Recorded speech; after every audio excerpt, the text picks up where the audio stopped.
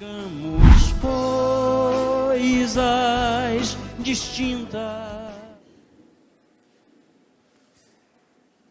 A nossa mensagem hoje, ela tem como título: é importante ter tempo para pensar no tempo. É importante ter tempo para pensar no tempo. O tempo é um problema. Você já deve ter ouvido essa frase várias vezes. Ou então, a seguinte frase: se o dia tivesse mais de 24 horas, eu conseguiria fazer tanta coisa. É exatamente sobre o tempo que a gente vai falar hoje. Salomão aqui, nesse trecho de Eclesiastes, ele vai começar a falar sobre as suas percepções gerais. A partir de Eclesiastes 3, ele parece que gera uma mudança, onde ele antes estava falando sobre as suas percepções pessoais, de sua própria vida, e agora ele vai começar a falar a respeito de suas percepções a partir da observação dos fenômenos da vida. E ele introduz essas percepções a respeito dos fenômenos da vida, falando exatamente sobre o principal fenômeno da vida, o tempo. Mas Salomão, ele tem feito as suas observações a partir de uma perspectiva debaixo do sol. É importante a gente relembrar isso, porque por vezes nós lemos o livro de Eclesiastes e nós chegamos à conclusão de que é um livro depressivo, porque ele parece não trazer esperança. Mas se engana quem lê o livro de Eclesiastes assim. Na realidade, Salomão está fazendo uma avaliação nua e crua da realidade. E se nós olharmos a realidade nua e crua, ela é depressiva. Ela é sem esperança. Mas quando nós olhamos a realidade a partir da perspectiva do Criador, a esperança surge no horizonte. Uma luz no fim do túnel, que não é um trem, mas que é a graça do Senhor. É aqui então que nós vamos entender o tempo não como um vilão, mas como uma dádiva de Deus.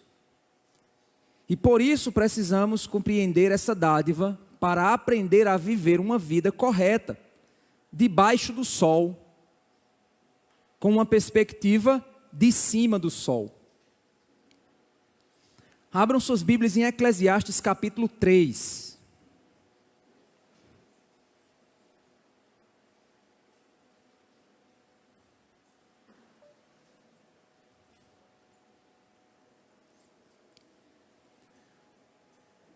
Salomão, do capítulo 3, do verso 1 ao verso 8, Salomão está descrevendo uma sequência de merismas. Deixa eu explicar para você o que é um merisma.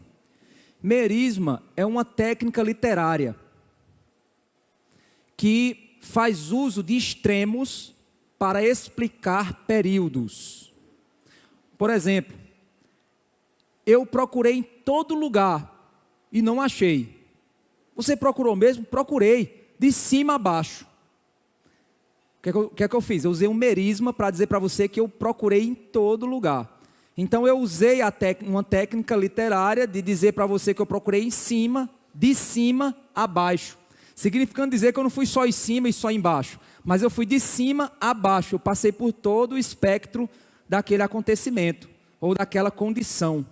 Então o merisma é um recurso literário e poético, que Salomão está utilizando aqui, exatamente descrevendo extremos a respeito da vida e dizendo que Deus projetou a vida em todo esse espectro a partir desses extremos. Então nós vamos perceber que a base então aqui é que Deus determina um tempo e faz tudo belo, formoso, perfeito, no seu devido tempo. É exatamente o que ele vai expressar no verso 1 do capítulo 3. Vamos lá. Tudo, ou seja, não é um pedaço, não é uma parte, não é o que eu quero, não é o que você quer ou você gosta. Absolutamente tudo, tudo tem o seu tempo determinado. Tempo determinado significa dizer por determinação de algo ou alguém. E o texto continua dizendo o seguinte: e há tempo para todo propósito debaixo do céu. Todas as coisas possuem um propósito de existir e de acontecer.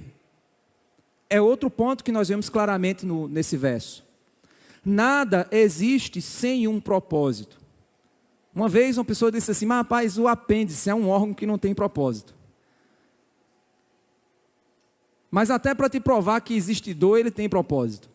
Para te provar que você precisa ir para um hospital rapidamente, ele tem propósito. É claro que existem seus propósitos, né, que a medicina aponta, mas tudo tem um propósito. O fato aqui não é um propósito de engenharia para as coisas, mas é um propósito divino para a existência delas. Então, não importa o que esteja acontecendo com sua vida. O que está acontecendo com você nesse exato momento tem um propósito. Sua vida não é um carro desgovernado, entregue ao léu e que menos espera vai acontecer alguma coisa com a probabilidade matemática. Não. Sua vida tem um propósito. O que acontece na sua vida tem uma razão. Mesmo que seja boa aos seus olhos ou seja ruim aos seus olhos, mas possui um propósito. O texto continua dizendo que no verso 1, aí no verso 2 ele começa a dizer: há tempo de nascer, tempo de morrer. Primeiro merisma que ele estabelece: nascimento e morte. E todo o espectro do que está no meio. Tempo de plantar, tempo de se arrancar o que se plantou. Tempo de matar, tempo de curar. Tempo de derrubar, tempo de construir. Tempo de chorar, tempo de rir. Tempo de prantear e tempo de saltar de alegria. Tempo de espalhar pedras e tempo de ajuntar pedras. Tempo de abraçar e tempo de deixar de abraçar. Tempo de procurar e tempo de perder. Tempo de guardar e tempo de jogar fora. Tempo de rasgar e tempo de costurar. Tempo de ficar calado e tempo de falar. Tempo de amar e tempo de odiar. Quando nós então, que não faz parte do nosso texto hoje, no verso 11, ele diz o seguinte: Deus fez tudo formoso no seu devido tempo. Guarda só isso no seu coração. Deus fez tudo belo no devido tempo. Não no devido tempo da tua vontade. Não no devido tempo do teu propósito, mas no devido tempo do propósito dado por Deus. O problema do ser humano é que nós queremos viver o nosso tempo. O tempo do nosso propósito. O tempo do nosso desejo. E por isso as coisas ficam feias. Ficam sem graça. Ficam destrutivas. Porque no nosso tempo, nada é formoso. No tempo de Deus, tudo é belo, tudo é bom, tudo é agradável, tudo é perfeito. A palavra hebraica aqui traduzida para tempo, não é cronos. Cronos significa tempo medido no relógio. É sequência de segundos, sequência de minutos, tempo medido. Não é essa palavra, mas sim a palavra kairos, que significa estação, temporada, época. Significa então não uma coisa que acontece em um tempo, mas uma coisa projetada para um tempo. Entende a diferença? Não significa dizer que uma coisa acontece em um dado tempo, mas que uma coisa foi projetada para um certo tempo. Por exemplo, quantos anos vive um cachorro? A gente diz, o cachorro vive 16 anos. Não, ele foi projetado para 16 anos de vida. ele existe para o propósito de 16 anos, se o bichinho não morrer antes. Mas ele foi projetado para esse tempo. Nós, seres humanos, fomos projetados para o tempo determinado por Deus. Uma coisa, então, o tempo de algo que pode ser medido no relógio não é o propósito aqui. É muito mais o processo do que o tempo. O alvo da palavra kairos é muito mais o processo daquilo que ocorre no tempo do que o tempo daquilo que ocorre. Está entendendo a diferença? Tenta fazer a cabeça girar aí, que a gente vai chegar no entendimento. Tudo tem um ciclo definido. Tudo tem um ciclo. Quando se fala em distância, os antigos tinham o costume de dizer, está a uma distância de 100 estádios. Aí você diz, 100 estádios? Mas quanto é um estádio? Depende do estádio, né? Mas para eles, o estádio tinha uma dimensão específica. E quando alguém estava dizendo 100 estádios, estava falando que aquilo tinha a distância de 100 vezes o propósito dado à distância de um estádio. Se um estádio era 30 metros, aquilo tinha 100 vezes os 30 metros que aquele estádio tem. Mas é um estádio de quê?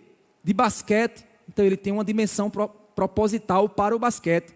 É um estádio de quê? De futebol americano, então ele tem a quantidade de jardas necessárias para aquilo.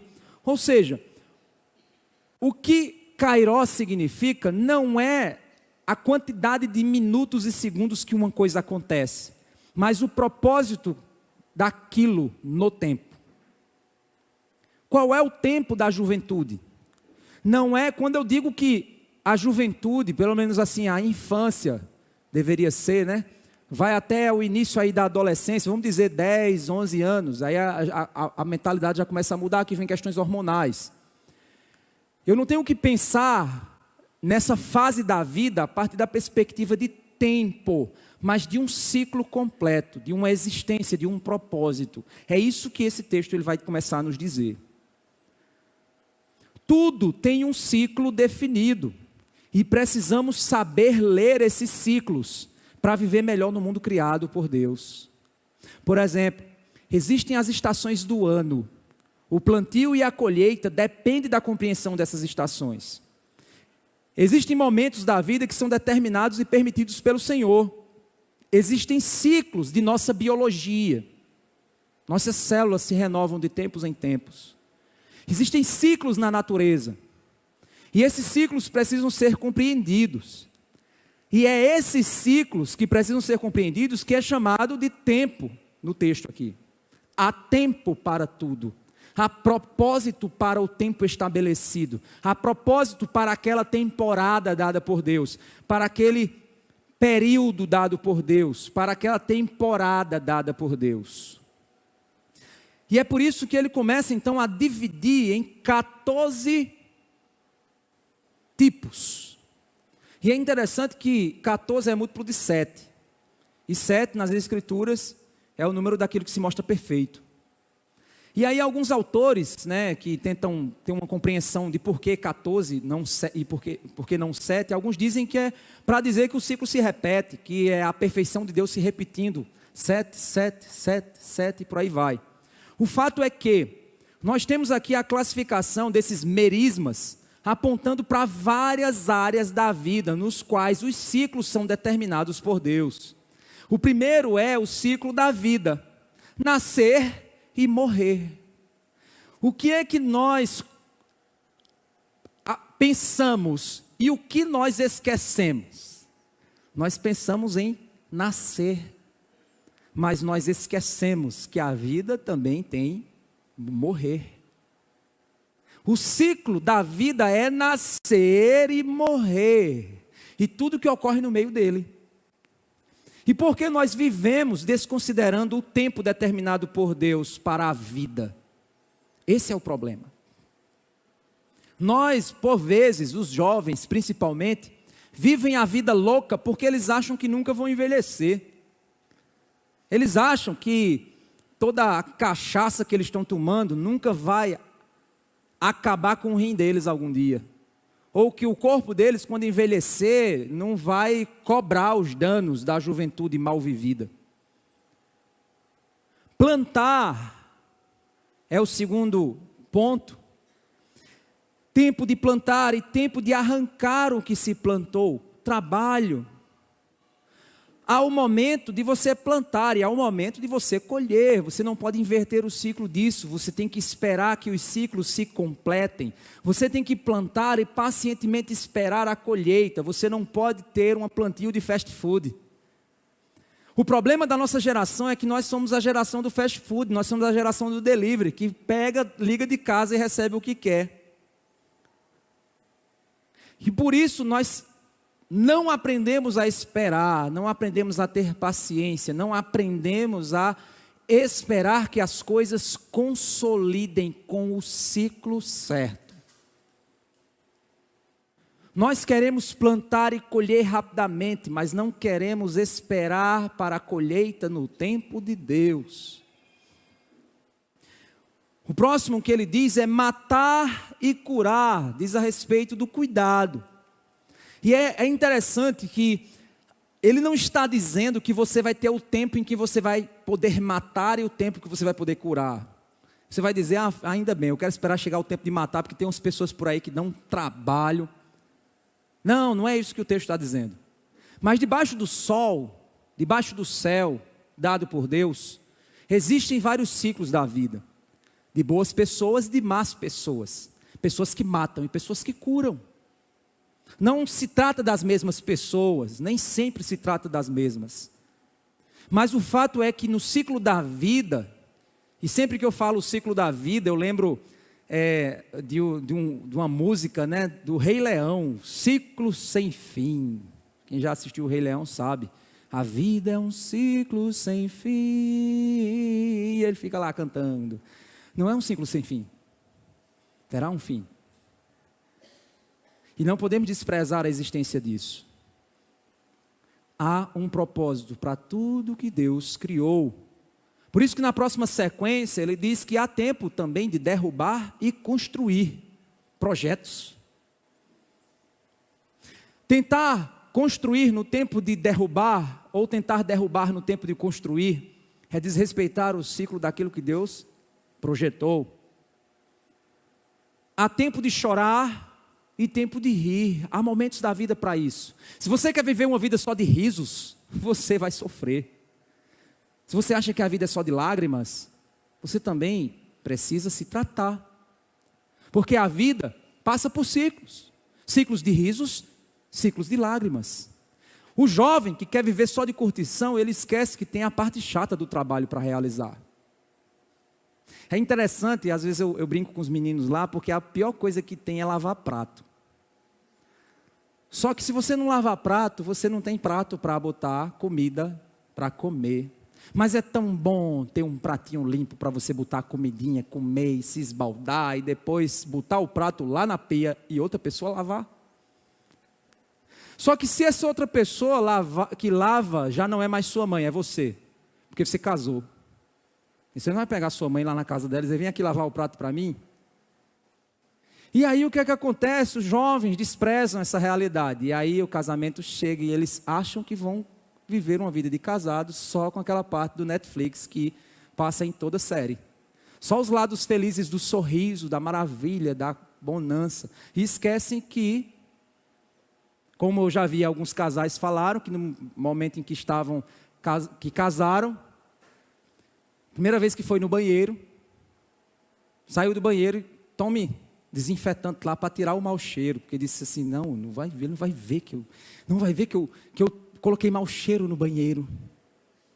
Aí depois de um tempo você vai lá e pergunta, e agora? Disse, eu estou nem aí, eu abro a porta e não estou nem aí. Que sinta o que quiser sentir. Muitas vezes a gente vive a vida desconsiderando a realidade da vida. E esse é um fato que o mundo tenta imputar em nós, tenta colocar em nós, tenta obrigar a gente a deixar de pensar de que existem momentos de chorar também. Sempre que eu lido com questões de luto, enterro, velório, e aí a gente vai para o luto. Tem pessoas que reagem de diversas maneiras, mas é muito comum as pessoas hoje em dia não quererem mais chorar. E aí vem aquela coisa, eu sou forte, vou mostrar que eu sou forte. E aí você chega às vezes no velório de uma pessoa, está lá o familiar rindo. A primeira reação que eu tenho como pastor é dizer, essa pessoa não está normal. Porque no ciclo da vida, perder um parente é motivo para lágrimas. É motivo para dor. E não viver esses ciclos, qualquer área da psicologia, da medicina, de qualquer tipo de filosofia, sabe que reagir diante da morte com frieza não é normal. Por que não é normal? Porque a gente não solta fogos. Porque é o ciclo da vida. Mas nós só pensamos, nós não queremos pensar. Nós só queremos rir. Nós não queremos chorar. Mas deixa eu dizer uma coisa para você. As lágrimas vão descer.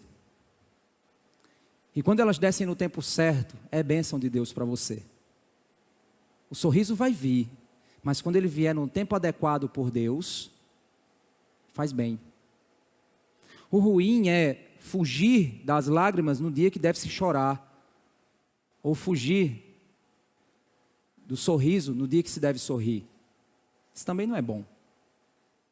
No dia que se deve chorar, chore. No dia que se deve sorrir, sorria.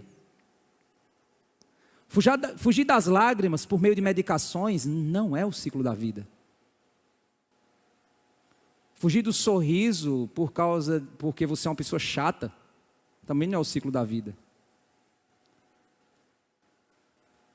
Por isso que também tem momentos de demonstrar emoções. E no próximo ciclo ele diz que tem momentos para prantear. O que é alguém que está pranteando? É alguém que está demonstrando tristeza por meio de lágrimas intensas. E há momentos de saltar de alegria. E aí ele entra no outro ciclo, que são ciclos de amizades. Há tempo de espalhar pedras e tempo de juntar pedras. São muitos os teólogos que não possuem uma explicação para o que significa espalhar pedras ou juntar pedras. Espera aí, tem tempo de você sair juntando pedras, tem tempo de você sair espalhando pedras. O que isso significa? São muitas as explicações. Mas a explicação que mais aproxima-se de uma compreensão lógica é que aqui está falando de amizade e trabalhos, os trabalhos da amizade. Porque juntar pedras não se faz só, espalhar pedras também não se faz só. Provavelmente seria momentos em que você tenha que se divertir com amigos, momentos em que você tenha que espalhar pedras, momentos que você tenha que construir juntos, momentos que você tenha que destruir juntos. Há momento de abraçar e de deixar de abraçar. Relacionamentos. Há momentos de procurar aquilo que se perdeu, mas há momentos de aceitar. E parar de procurar. E aceitar que perdeu. Há momentos que a gente tem que aprender a guardar. Mas há momentos que a gente tem que dizer, se isso for guardado, não fará bem para mim. Vocês já devem ter visto, aqui no Brasil não é muito comum isso não, mas nos Estados Unidos é muito comum os acumuladores. Acumuladores compulsivos, são pessoas que guardam muitas coisas, objetos. E a casa deles fica realmente um lugar de muito lixo. Pessoas que acham que a vida é só guardar para si, precisam entender que a vida também tem momentos de jogar fora. De dizer tchau, bye bye. Há momentos de rasgar e há momentos de costurar. E aqui essa expressão está relacionada na cultura hebraica ao momento de rasgar as vestes, o luto, a tristeza, e há momento de costurar ou se refazer daquilo que se perdeu, daquilo que se doeu. Há momentos de ficar calado. Tem gente que não sabe ficar calado. E há momentos de falar. Tem gente que tem medo de falar e acaba não falando quando se deve. Existe momento de amar, mas tem momentos também que o ódio toma conta do coração. Não é justificativa para odiar, mas é porque todo ser humano já sentiu ódio um dia. Há momentos de guerra, mas também há momentos de paz. É interessante que nós comemoramos a paz, mas para que a paz exista é necessário uma guerra, porque a guerra vai trazer paz, e a paz sempre vai preparar a próxima guerra. É o ciclo da vida, é o ciclo do mundo, é o ciclo das coisas criadas pelo Senhor. A gente precisa entender, irmãos, que a nossa vida, ela foi soberanamente desenhada por Deus. Ele desenhou para nos fazer aproveitar o melhor de tudo que Ele criou para nosso aprazimento. Existe um texto lá em Timóteo que a gente lê e esquece uma coisa dita pelo texto que passa despercebida. Lá em 1 Timóteo capítulo 6, do verso 17 ao verso 19, o apóstolo Paulo está dando uma série de conselhos para que Timóteo ensine a diversos tipos de pessoas dentro da igreja, várias lições importantes. E então Paulo, ele se volta para Timóteo e diz a Timóteo para que ele ensine aqueles que são ricos, como eles devem viver com suas riquezas. Mas nós esquecemos e passa despercebido um ponto do texto. Quando ele diz lá em 1 Timóteo capítulo 6, do verso 17 ao verso 19, ele diz assim: anime, exorte aos ricos deste mundo, a que não sejam orgulhosos, nem depositem a sua esperança na instabilidade das riquezas, mas em Deus. Timóteo, diga aos ricos, aqueles que possuem dinheiro, aqueles que têm posses, diga a eles que não confiem em suas posses, como se o seu dinheiro fosse fonte de proteção, fonte de confiança, fonte de esperança. Não, mas que a esperança deles, que a confiança deles esteja depositada em Deus, não nas riquezas. E aí as pessoas podem cair naquele entendimento de que, então Paulo está condenando os ricos. Não, porque Jesus ele diz lá que é mais fácil um camelo entrar no fundo de uma agulha do que um rico entrar no reino dos céus. Mas no contexto do texto, Jesus não está condenando a riqueza. Ele está condenando o amor à riqueza. Ele está condenando a confiança no dinheiro. Ele está condenando a confiança no poder. Ele não está condenando as pessoas que possuem riquezas para abençoar outros. Ele não está falando daqueles que possuem riquezas e que se tornam instrumentos de Deus naquilo que possuem. Não é isso que ele está dizendo. Ele está condenando o coração que deposita sua confiança no dinheiro. É tanto que o texto ele continua dizendo que depositem sua confiança em Deus. E o texto continua dizendo que tudo nos proporciona ricamente para nosso prazer. É interessante isso. Ele está dizendo que Deus nos proporciona bens, coisas, benefícios das mãos de Deus, que são dados para nosso prazer, para nossa alegria, para aproveitarmos debaixo do sol. Não é ruim você ir no restaurante com sua família. Não é ruim você jogar um futebol com seus amigos. Não é ruim você fazer um passeio com seus parentes. Não é ruim você sentar na frente de sua TV e assistir um filme. Não é ruim possuir coisas. O ruim é amá-las. O ruim é preferi-las no lugar do Senhor. O ruim é pegar as bênçãos e esquecer do abençoador. Esse é o ruim. É isso o ruim daquilo que nós temos. Então o texto não está condenando o rico, mas está condenando o que ama riquezas. E o texto está dizendo que as coisas que possuímos, Deus nos deu ricamente para nosso prazer. E ele continua dizendo que eles façam o bem, que sejam ricos em boas obras, generosos em dar e prontos a repartir, ajuntando para si mesmos um tesouro que é sólido fundamento para o futuro, a fim de tomarem posse da vida eterna. E aí ele rasga, ele estende estica a perspectiva, e ele diz que o verdadeiro prazer daquele que é ricamente abençoado não é aproveitar as bênçãos materiais que Deus deu a ele para benefício próprio, mas aproveitá-los sobre a perspectiva da eternidade, sobre a perspectiva de cima do sol, é olhar para as bênçãos de Deus com o olhar de Deus, não com um olhar egoísta, não com um olhar secularizado, não com um olhar voltado só para si, mas com um olhar voltado para as bênçãos que Deus tem nos dado, com um olhar agradecido. A única forma de aproveitar as coisas que Deus nos deu para o nosso prazer é saber gozá-las no tempo devido. Jovens, existe tempo para a intimidade. O casamento tem um projeto e dentro do casamento existe uma intimidade que só no casamento deve acontecer. Aproveitar isso fora do tempo dado por Deus não é prazer verdadeiro, não é alegria verdadeira, é vazio na alma, é tristeza, são danos. E o mundo pode gritar o tempo inteiro dizendo: faça o que você quiser da sua vida, mas os danos são reais. Ah, nasceu uma criança, mata ela, um aborto.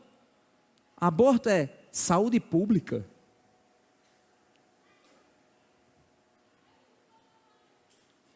Só para deixar muito claro aqui, o aborto praticado, ele é semelhante àquele processo chamado curetagem, que ocorre quando mulheres perdem seus filhos, suas crianças.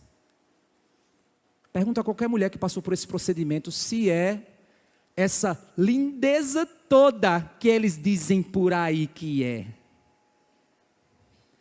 Se eu for para a balada, curtir a vida adoidado, e sair com um cara, e fizer o que eu quiser com ele, porque meu corpo, minhas regras, aí eu vou depois e faço o aborto, porque eu sou dona do meu corpo. É esse o papo. Lindo, maravilhoso, a novela da Globo diz isso. Toca, eita, empoderada, vai. É muita dor, muito sofrimento. A mente não esquece, a experiência não passa. A culpa não sai. E o boizinho vai curtir a vida dele, como se nada tivesse acontecido. Usou, abusou e largou. Essa é a realidade. Essa é a verdade. É diferente de um relacionamento no casamento, de uma intimidade construída, de uma responsabilidade mútua, de um amor que está sendo intensamente trabalhado. É diferente, é completamente diferente, é bênção. No tempo dado por Deus, a única forma de aproveitar de modo completo o prazer dado por Deus é gozá-los no tempo formoso feito pelo Senhor. Não na ilusão do tempo do mundo, do propósito do mundo. Sabe qual é o propósito de Deus para essa área? Deixa eu dizer para vocês: deixará pai e mãe, se unirá à sua mulher, e se tornarão os dois uma só carne. Primeiro deixa a família, o núcleo, une-se e torna-se intimidade, amizade, profundidade, companheirismo.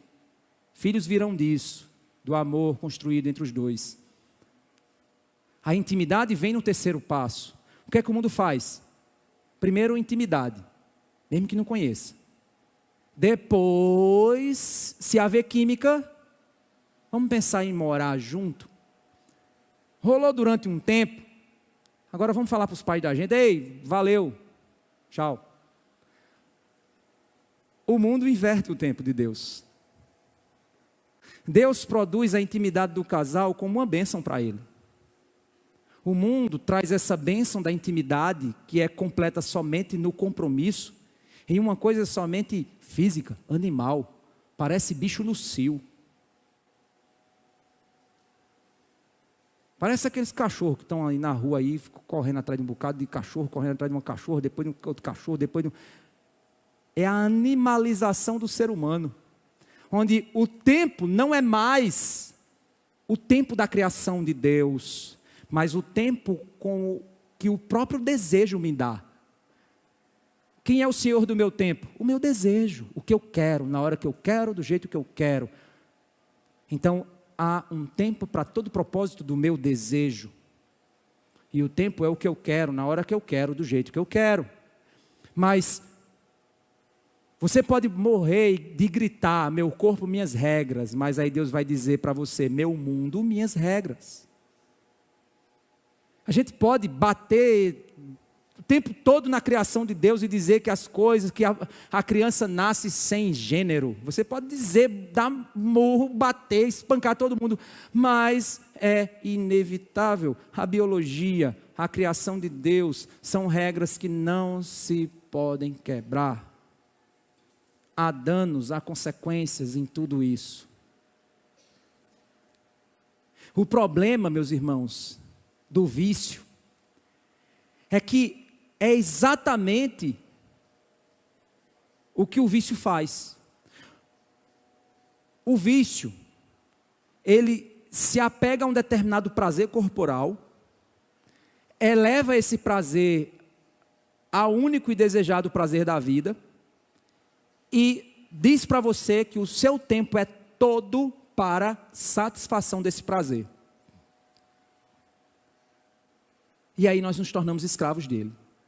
Qualquer coisa que te alegra, deixa eu falar, aquele joguinho de celular que você tanto gosta, quanto tempo você fica nele?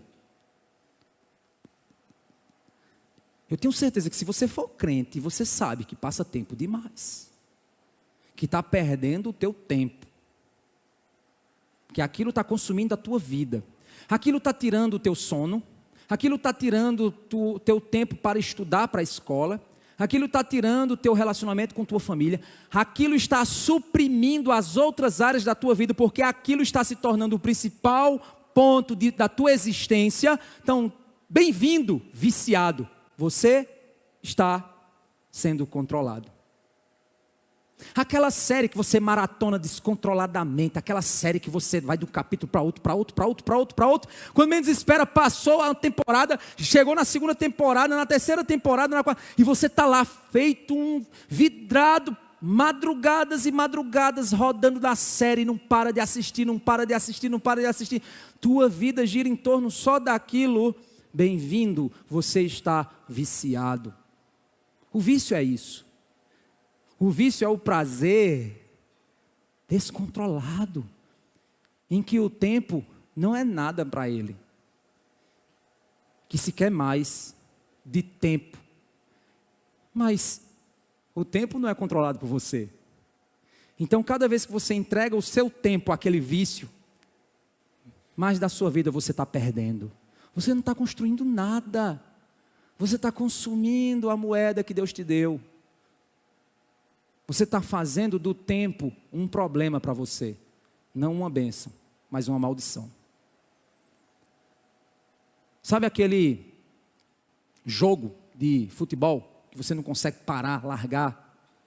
Que você tem que assistir, se não assistir, minha semana não foi. Sabe aquela mídia que você precisa estar nela o tempo todo, rolando e assistindo, É a mesma coisa. A verdadeira vida não é assim dentro da dimensão do tempo. Mas a verdadeira vida, ela prova tudo belo, tudo formoso, tudo prazeroso, no tempo determinado pelo Senhor. Esse é o apelo moral de Deus, que Deus nos faz na vida debaixo do sol. É que a gente aprenda a pôr o nosso coração no devido lugar e aproveitar as bênçãos debaixo do sol no devido tempo, no devido ponto.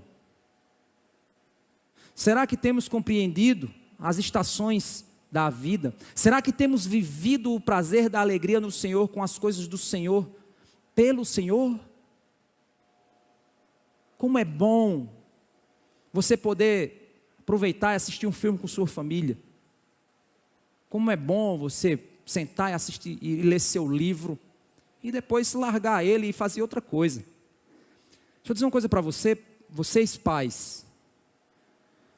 Recentemente, inclusive eu vou até trazer um estudo aqui para nós também. Eu fiz um estudo, dei uma palestra numa igreja. E já existem pesquisas que provam, já estão comprovando, porque é uma área muito nova do estudo, os efeitos do uso de tecnologias, de telas, no cérebro, tanto de adulto quanto de criança. Só que no cérebro infantil é fatal. Crianças que consomem muita tela de modo descontrolado, elas estão perdendo suas capacidades cognitivas. Deixa eu traduzir para você, elas estão ficando burras. Burras nos dois sentidos. Burras na incapacidade de entender as coisas e burras na capacidade de controlar suas próprias emoções. Pega o teu filhinho viciadinho e tira o celular dele para tu ver o que ele vai fazer. Se ele tiver uma arma, ele dá um tiro em você. É o comportamento de um viciado. É assim. Jovens adolescentes que consomem tecnologia o tempo inteiro estão ficando idiotizados. Existe uma pesquisa de um francês que, traduzido de maneira bem livre, a pesquisa que se tornou um livro, Fábrica de Idiotas. Esse é o título.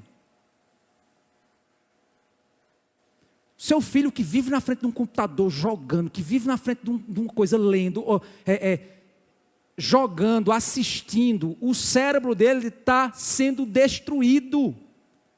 Está sendo destruído, as conexões neurais dele estão sendo destruídas. Daqui a alguns anos você vai ter, desculpa o termo, mas a palavra é essa mesmo, gente, que é um distúrbio. Você vai ter um idiota dentro de casa. Por isso que hoje você vê menino com 18 anos com bobajada nas redes, com leseira. Você diz, o menino com 20 anos, você diz, menino, tu vai estudar o quê? Pelo amor de Deus. Não sabe mais se relacionar com ninguém, não sabe mais pensar em nada, não sabe... Gente, pelo amor de Deus, não faça isso com seus filhos, não faça isso com suas filhas. Não estou dizendo que o uso consciente, que o uso deve ser proibido por completo, não, mas existe tempo para todo propósito, para toda dádiva e para toda bênção. Pais, incentivem seus filhos a ler. Vocês sabiam que quando nós lemos, o nosso cérebro, pelo menos 80% do cérebro fica ativado quando a gente está lendo. Eles põem aqueles eletrodos no cérebro e verificam, 80% do cérebro fica ativado quando a gente está lendo. Quando a gente está assistindo, é de 5 a 10% do cérebro ativo, quando a gente está assistindo ou quando a gente está jogando. Ou seja, o cérebro está praticamente desativado, só pequenas regiões estão ali trabalhando. Imagina seu filho, 10 horas por dia, 20 horas por dia, 40 horas por dia, se isso existisse. Estava lá, consumindo, o cérebro dele vai ficar tomando ervilha. Aí depois você diz, menino vai trabalhar, menino vai... Você tem uma pessoa com problemas mentais dentro da sua casa. E olha que eu estou falando sério. É problema mental mesmo. Porque é comprovado que os distúrbios causados no cérebro são distúrbios neurológicos físicos. São danos no cérebro. Há tempo. Precisamos respeitar os tempos. E a tecnologia tem destruído a gente com relação a isso.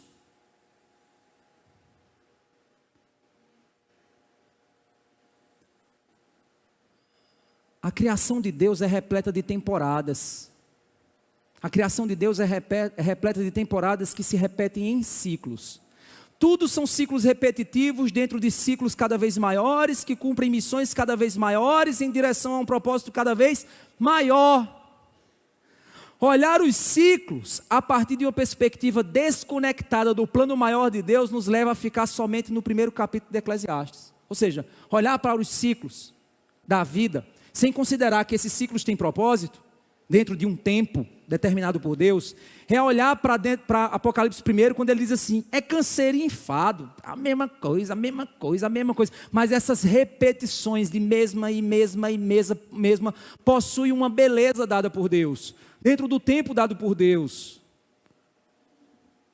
Olhar para esses ciclos, dentro dos ciclos, se torna belo, quando conseguimos ver o quadro geral de todas as coisas. Louvado seja o Senhor por isso. Louvado seja o grande tapeceiro que está fazendo lindas tapeçarias na grande tapeçaria da existência. Fechar a nossa visão em ciclos pequenos, ou deixar de ver os ciclos bons e ruins como ciclos necessários, aumenta a nossa dor. Quando a gente está na parcela do ciclo ruim, e a gente deixa de ver o todo do propósito, amplia a dor. Sabe por quê? Porque passar por ciclos ruins, sem enxergar propósito, é uma dor sem necessidade.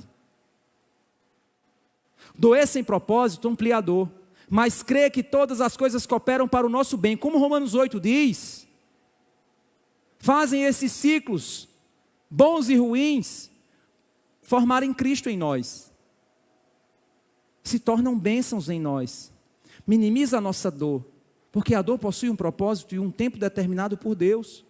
Cada estação da vida tem seu propósito.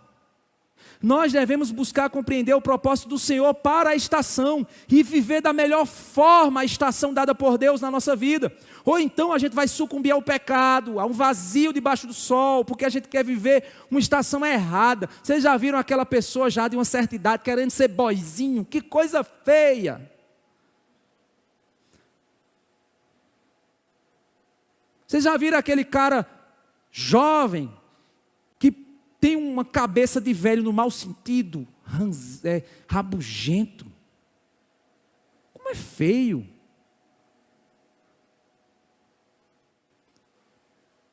A gente precisa compreender o propósito. A gente precisa entender a dor por trás do medo. A gente precisa entender que, por exemplo, a dor do parto traz medo? Traz, mas é necessário para se alegrar depois com o sorriso do bebê. Tem como pular essa dor. A doença é ruim, mas nos faz lembrar da alegria da saúde quando a gente tinha e não valorizava. A morte dos que terminaram sua estação nesse mundo lembra aos que permanecem de que sua trajetória muitas vezes precisa mudar. É no velório que a gente diz: como é que eu estou vivido? Como é que eu tenho vivido? Cada estação tem seu propósito. Cada momento da vida debaixo do sol tem sua forma de ser vivida. Uma não é superior à outra, pois cada uma delas é o melhor momento que Deus desenhou e que Deus nos deu para cumprir seu plano bom em nós, seu plano bom, perfeito e agradável. Para com essa ideia do que o mundo tenta ensinar, que existem momentos da vida que são melhores e momentos da vida que são piores, e somente os bem-sucedidos provam lá nas suas mídias que eles vivem somente uma juventude eterna. Isso não existe, uma juventude que não envelhece. Então, vamos ser jovens para sempre. Isso não existe, não existe. Uma vida que nunca morre, uma vida só de curtição, uma vida que não tem prejuízo, isso não existe. A vida debaixo do sol não é o que eu defino ser, mas é o que o Senhor projetou para mim. E o que Ele projetou é o melhor para viver na temporada que Ele me deu para viver. Já está desenhado a minha história, já está desenhado a minha vida. Essa é a arte de viver pela fé. Existe uma história para cada criatura de Deus, e para os homens existem escolhas de viver uma vida para a glória da salvação, uma vida vivida para a glória de Deus, na salvação em Cristo, e uma vida vivida para a glória de Deus no juízo, quando Deus julgar os nossos pecados. Você tem vivido como um vaso para a glória da salvação ou como um vaso para a glória da eterna destruição? Aí é uma escolha sua de viver. Quando a gente olha para a igreja de Cristo, ela também tem épocas. O plano de Deus da redenção passou por Noé, por Abraão, por Israel, por Davi, e hoje é a igreja.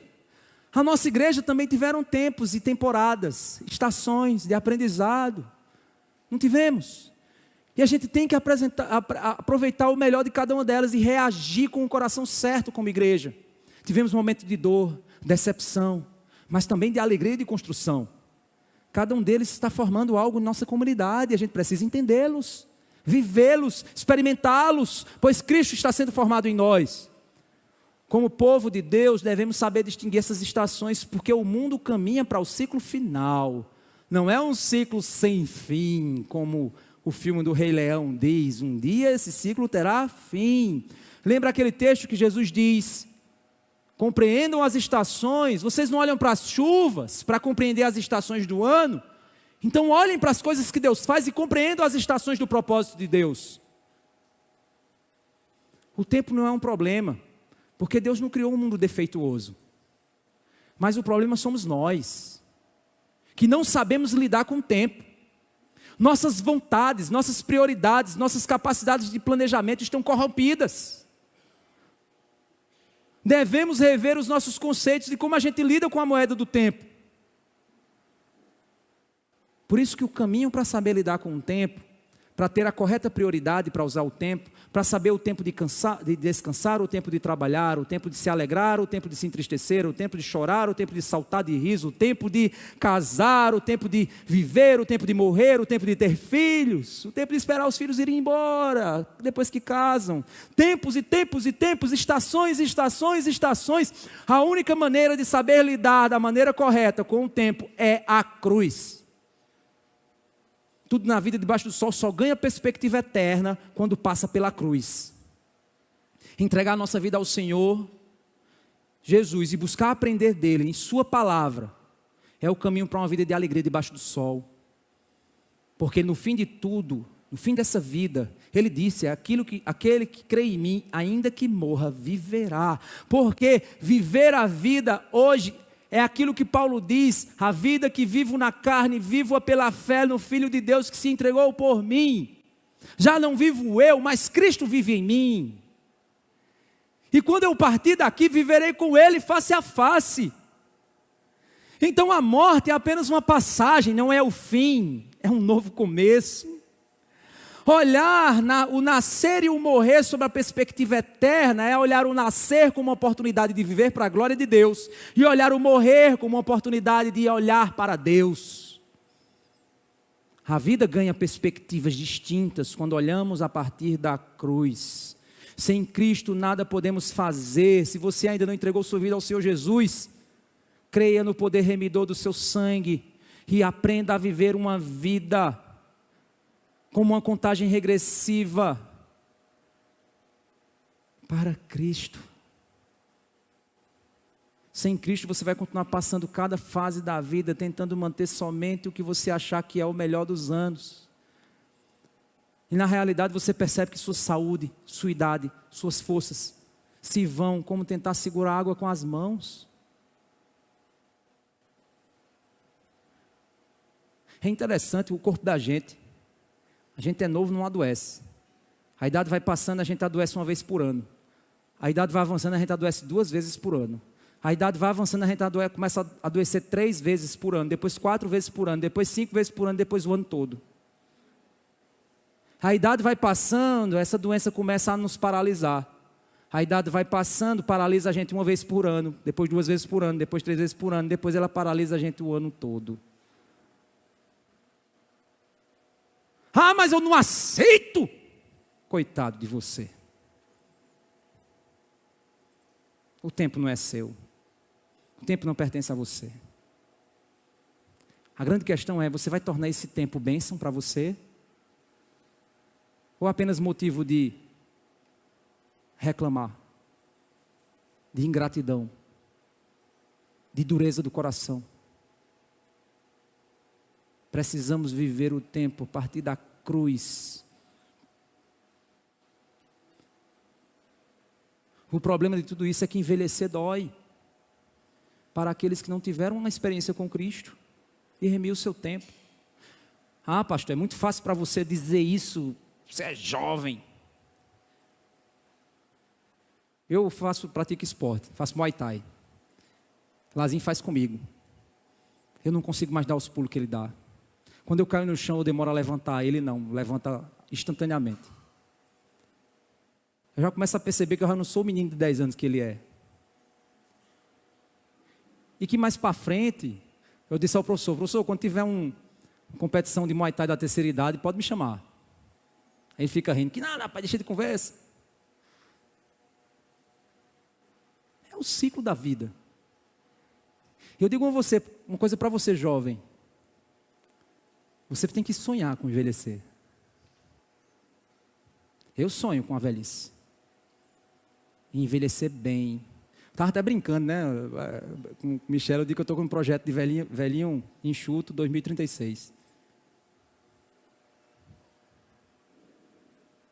Claro que a vida não está sobre mim, eu posso fazer esporte, posso me alimentar bem, posso fazer o que for, a vida não está nas minhas mãos, estou tentando fazer o que eu posso. Mas a gente precisa sonhar com envelhecer. Mas sabendo que vai doer. Por isso que a gente precisa de Cristo. Para saber redimir o tempo. Essa redenção do tempo é possível quando olhamos para a vida com um olhar acima do sol. Respeitamos as estações que Deus criou com sabedoria. Por isso que Paulo diz em Efésios 5, portanto tenham cuidado com a maneira como vocês vivem. Efésios 5, do 15 ao 17. Não vivam como tolos, mas vivam como sábios, aproveitando bem o tempo, porque os dias são maus. Por esta razão não sejam insensatos, mas procurem compreender qual é a vontade do Senhor. Nossa vida tem dias contados, o nosso envelhecimento é uma contagem regressiva para o destino eterno. Há tempo para nascer, há tempo para morrer. O nosso destino eterno é fruto das nossas decisões sobre amar o Criador e amar a criação, e usar a criação com alegria pelo Criador. Amar pessoas e usar coisas, e não usar pessoas e amar coisas. Sabedoria vem com o tempo, e a verdadeira sabedoria nos leva à salvação eterna. Por isso é tão importante saber contar os nossos dias. É por isso que o Salmo 90 diz isso: Senhor, ensina-nos a contar os nossos dias, para que alcancemos um coração sábio. Você tem compreendido em que etapa você está da sua vida? Você tem agradecido a etapa que se foi? Você tem aproveitado a etapa presente da sua vida? Não importa em que etapa você esteja, você entende em que etapa você está, de que etapa você veio e para qual etapa você está indo. Você tem cumprido com sabedoria e vivido com sabedoria cada uma dessas etapas. A gente precisa educar os nossos filhos e ensiná-los sobre a vida. Você precisa chegar para o seu menino adolescente e dizer: meu filho, um dia você vai ser marido e pai. Você sabe disso, você entende isso, você tem se preparado para isso. Eu olhei uns dias desses para os nossos e disse isso. Eu disse: vocês sabem. Olhei para ela e disse: você sabe que um dia você vai ser uma mãe, que você vai ser uma esposa, se Deus tiver esse propósito para a sua vida. E você entende que você um dia vai ser um pai de família. Você um dia vai estar correndo de um lado para o outro, trabalhando para trazer comida para dentro de casa. Você entende isso, você aceita isso. Aí ele fica com os olhos assim para o meu lado, né? É uma verdade muito dura, pai. É, mas é a vida. Ele não responde assim, mas eu imagino que eles sentem assim. Está lá pensando, não é mais bem 10, né? Outras coisas, né? Está lá pensando, a vida é só curtição, é Minecraft. Não é.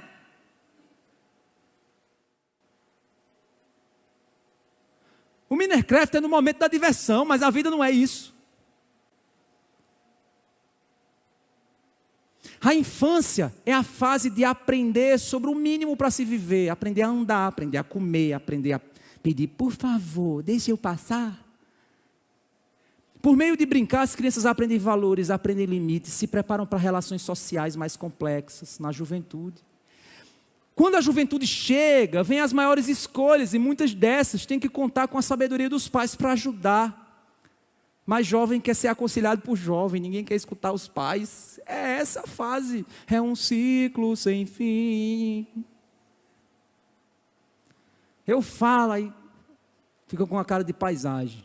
Aí eu digo: um dia eu tive minha cara de paisagem para meus pais. Estão até aqui, ó, inclusive. Eu digo: meu Deus, como eu dei trabalho para meus pais. E agora eu estou pagando. Mas aí vem a vingança. Quando eu digo assim: um dia eles vão pagar também. Vem aquela frase que a gente diz, né, que sempre quer dizer: você não é todo mundo. Que eu ouvi, ficar virado. E agora a gente diz e fica satisfeito. É o ciclo. Essas escolhas da juventude vão empurrar para a fase adulta, que é a fase de construir. Meus pais correndo para um lado, para o outro, para um lado, para o outro, para um lado, para o outro. Eu jovem, ele correndo, meu pai saindo para trabalhar, minha mãe não sei o que lá, minha mãe lavando roupa, não sei o que lá, meu pai não sei o que lá. Hoje está eu e Michele correndo para um lado, para o outro, para um lado, para o outro, para um lado, para o outro, para um lado, para o outro. Às vezes eu chego assim, sentado com meu pai e digo assim: rainha, pelo amor de Deus, eu estou cansado. Ele diz: aproveita que você é novo. Aproveite que você é novo, você ainda tem força. Um dia eu vou ter que parar. Eu vou parar. Não tem como trabalhar para toda a eternidade, não tem como, meu amigo. Vamos parar. E aí eu vou ter que aceitar. Pegar a chuteira e dizer para um pastor mais novo, toma. Tchau. E não querer ficar dando pitaco, né? Porque às vezes o cabo quer ficar dando pitaco na igreja, né? Ô, véizinho, vai ali, senta e aproveita a tua aposentadoria. Valeu. É o ciclo. É o ciclo. Então, se eu chego e não aceito, quem é pai e mãe aqui, levanta a mão, que está com o filho aí, correndo para um lado e para o outro, para um lado e para o outro. Deixa eu dizer uma coisa para você, aceita que dói menos. Aceita que dói menos. Ah, mas pastor, eu estou cansado, eu estou com uma doença aqui, isso é estresse. Aceita, meu amigo.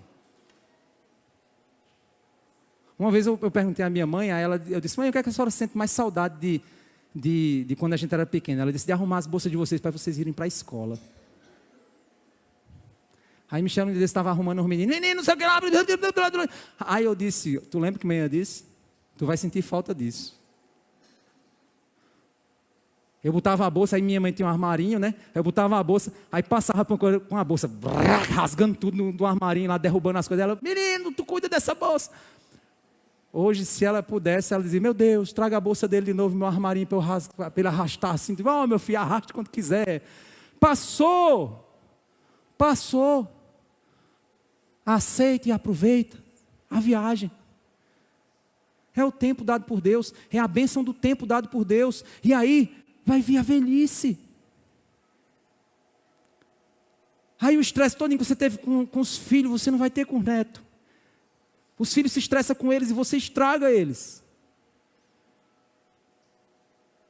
E aí depois devolve para os pais. Aí o menino fez aquela necessidade número 2. Aí você faz, toma meu filho. Aí ele pega para limpar. Porque você já fez sua parte. É a fase, é o ciclo. Mas a gente não aceita. Aí vai para a plástica. Aí estica a cara. Aí levanta as coisas. Aí não sei o que lá, aí gasta dinheiro para não sei o que lá, aí faz, meu amigo, não aceita, que é o tempo, é a vida, é o ciclo, não estou dizendo que você vai ser desmantelado, não, mas é o ciclo. Eu estou no projeto Velhinho Sarado, mas eu não sei se eu vou conseguir.